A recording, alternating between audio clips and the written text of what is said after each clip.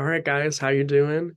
My name is James, and today I'm going to be talking a little bit about biochemistry and pre-medicine at KU. So whenever I was younger, I was always into healthcare related stuff. I knew I wanted to go into the healthcare field.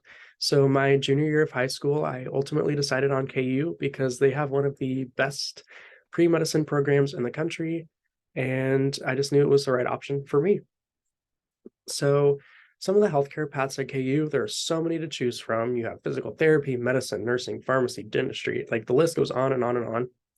And those pre-physical therapy and pre-medicine, you're going to have to declare a major. Nursing and pharmacy are a little different. Those are going to be 2-year programs. So you just complete 2 years of undergraduate study here at the College of Liberal Arts, and you just get some of those out of the way. And you eventually go on to nursing or pharmacy. And KU is awesome because that physical therapy, medicine, nursing, pharmacy, you can keep going through KU to get those degrees. So they have medicine, nursing, physical therapy on the medical campus in Kansas City. And they have pharmacy actually here on the West Campus in Lawrence. But I chose biochemistry with a minor in Spanish on the pre-medicine track. So I will be at the College of Liberal Arts for 4 years, and I will eventually go on to medical school. But with every major, you have to complete KU Core. There are 6 different goals, each with different outcomes. So that's going to be critical thinking, quantitative literacy, which is like your math, communication, which is why a lot of people are taking this course, is because JMC 150 satisfies outcome 2 of goal 2. That'll be your oral communication. You also have to have written communication in there, so English classes. Breadth of knowledge is going to be studying outside of your major. So if you're a STEM major, you're going to be studying those arts and creative classes and stuff like that. The 4th one is going to be culture and diversity. So for outcome 1, you will study culture and diversity in America. And then for outcome 2, you're going to be looking at global awareness and stuff outside of the border. For social responsibility and ethics, it's pretty self-explanatory. You learn the rules. And outcome 6 is going to be integration and creativity. So thinking out of the box, working with people to get toward a common goal. The Bachelor of Science in Biochemistry is pretty extensive. I know this list looks very scary and confusing, but it's easier to read than one thinks. Over here on the left side is going to be the general science requirements. So that's going to be like your Gen Chem, Gen Bio, stuff like that. You have your organic chemistry, physics, calculus. I know for a lot of the STEM majors, those science majors, you do not have to have 2 calculus classes, but for a Bachelor of Science in Biochemistry, you do.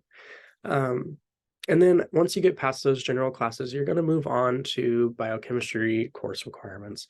So that's going to pertain more to the major, and these upper level classes like biology 636, you're going to start talking about actual biochemistry and doing some of that interesting stuff with your major. And you also have to take these upper level chemistry classes, get those out of the way. You also have to have a GPA of 2.0 to get your degree, so you cannot be slacking off. You have to have those 300 plus level junior senior courses to get through that, and they will honestly pertain more to your major, so they will be more interesting than those general requirements. And a Bachelor of Science is more common for pre-medical students because it'll prepare you for the MCAT, but we will talk more about that MCAT later. Biochemistry is not required. You're not required to major in biochemistry for pre-med. You can major in anything you want, actually. It's just more common to do like a science. So there will be a lot of pre-med majors doing microbiology, human biology, stuff like that. But if you really wanted to, you could major in English and be pre-med, but it's just not very common. I also chose a Spanish minor because I love foreign language. I love learning about those different cultures and being able to speak with more people. And a minor at KU is really easy to get, so I ultimately decided on that. You only have to have 18 to 20 minor course requirements and maintain a GPA of 2.0, just like that biochemistry requirement. And it's honestly not that hard to do.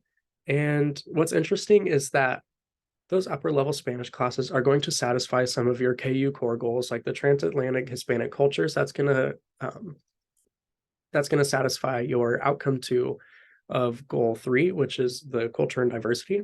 So that is definitely beneficial and worth looking into if you are interested in a Spanish minor. And some benefits of that is going into the healthcare field, you're going to be able to speak with more people. I mean, the second most spoken language in the United States is Spanish. You're going to be able to speak with some more patients, even some people that you work with. You're going to be able to gain global knowledge, learning that culture, diversity of different places, and learning about people with that have different backgrounds than you, which is definitely very important and very interesting. And while you're doing that, you're building stronger connections with the community. And as you get into those upper level Spanish classes, you're going to be speaking with some graduate students that can definitely help you progress professionally and with what you want to do, like your declared major. And you're going to look more competitive on applications. So those medical school applications, they're going to see your Spanish minor, you're going to stand out a little bit. And it's really important that you speak a foreign language as you go into the healthcare world.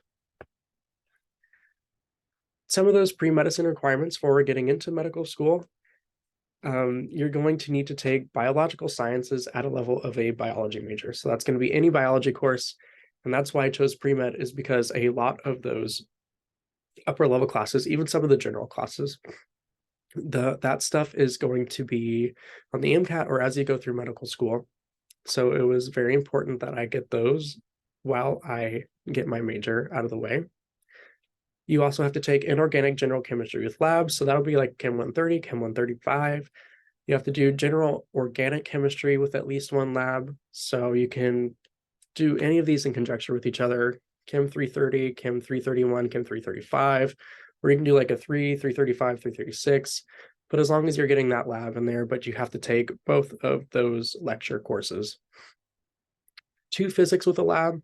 So these will be taken together, that 211, 216, and then you'll have 212, 236. And then you will have an English composition or writing intensive course. So it's going to be like that goal 2. More on that, KU encourages students to take general psychology and sociology because those will appear on the MCAT in the social sciences section.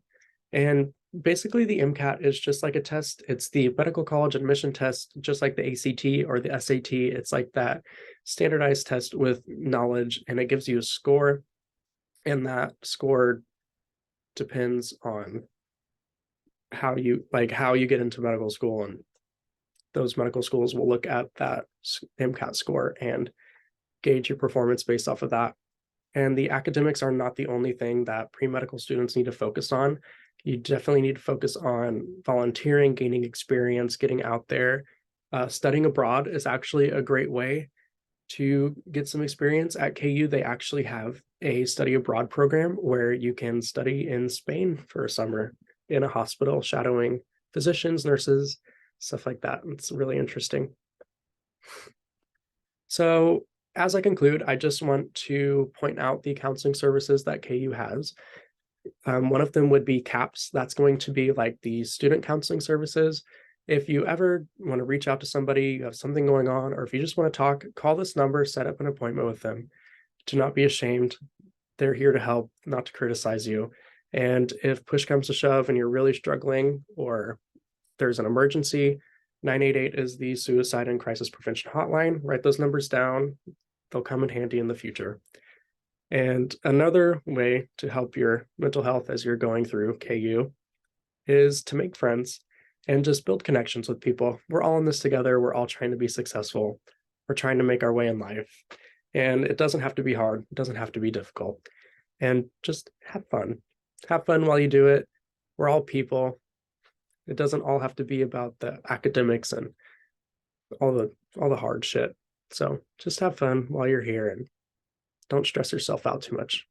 But yeah, thank you all for watching. I hope you all learned a little bit. I know it was a mountain of information, but yeah, I really hope you guys enjoyed that little presentation. I will see you all later.